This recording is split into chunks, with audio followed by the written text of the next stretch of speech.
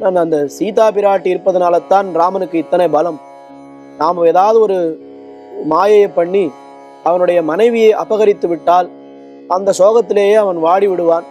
அப்பொழுது அவனை போய் நாம் அடிப்பதற்கோ அவனை கொல்வதற்கோ ரொம்ப சுலபமாக ஆகிவிடும் என்று நீ எப்படியாவது அந்த அவனுடைய மனைவியை அபகரித்து கொண்டு வந்து விடு என்று அந்த அகம்பனன் சொல்லி அவன் புறப்பட்டான்.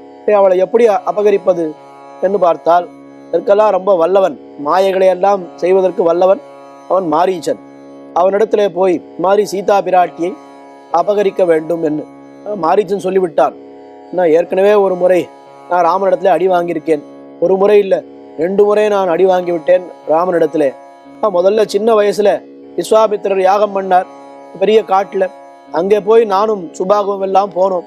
போய் அந்த யாகத்து மேல விழலாம்னு போனா ஒரு பெரிய பானத்தை என் மேல பிரயோகம் பண்ணி நான் எத்தனையோ 1000 யோஜனைக்கு அப்பால போய் சமுத்திரத்திலே விழுந்தேன். மூர்ச்சையாய் அங்கிருந்து எழுந்து வருவதற்கே எனக்கு எத்தனையோ காலம் ஆனது. ராமனிட்ட நன்னா அடிபட்டேன் நான். அது மட்டுமா, மறுபடியும் ஒரு முறை தண்டகாரண்யத்திலே ஒரு தாபச வேஷம் போட்டுண்டு நான் ராமனிடத்திலே சென்றேன். அப்போ ராமன் என்ன பண்ணாருன்னு கேட்டா, ஏதோ இவன் இந்த சமயம் ஒரு முனி வேஷத்திலே வந்திருக்கிறான், எதுவும் பண்ண மாட்டான்னு கொஞ்சம் என்னை விட்டு விட்டார். ஆனால் மறுபடியும் நான் போய் ஏதோ ஒரு யாகத்தை கெடுக்கவே மறுபடியும் ஒரு பானத்தை பிரயோகித்து என்னை படாத பாடு படுத்தி விட்டார் ராமன்.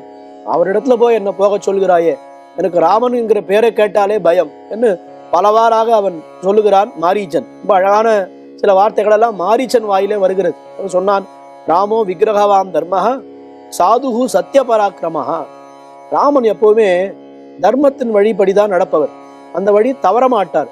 அதனால அவர் பண்ணிருக்கிறார் என்று சொன்னால், இத்தனை பேர் அவர் வதம் பண்ணிருக்கிறார்னு சொன்னா இவாதான் ஏதாவது தப்பு பண்ணிருப்பா. நம்ம ராட்சச கூட்டத்தை பத்தி நமக்கு தெரியாதா?